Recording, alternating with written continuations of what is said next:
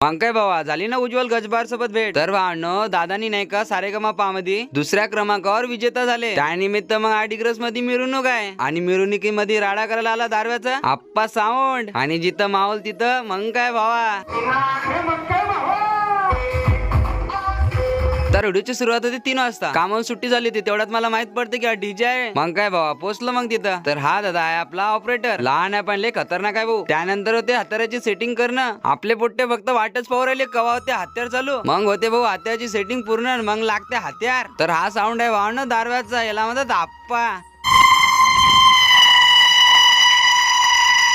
सर्वांचे कानच बहिरे करून टाकले दादानं. त्यानंतर डीजे निघाला छत्रपती शिवाजी महाराज चौकाकडे, कारण दादाचा येण्याचा टाइम झालता. आणि चौकात पोहोचल्यानंतर गर्दी भाऊ खतरनाकच, विशेष हाट. आणि तेवढ्यात भेटते मग काय भावा फॅमिली. आणि या दादानी वेलकम चाचू असा फोटो आणला होता. आज डिग्रस मधील सिनेमॅटिक कॅमेरावाले सर्वजण हाजीर आणि मी पण हाजीर. त्यानंतर होते दादाची एंट्री.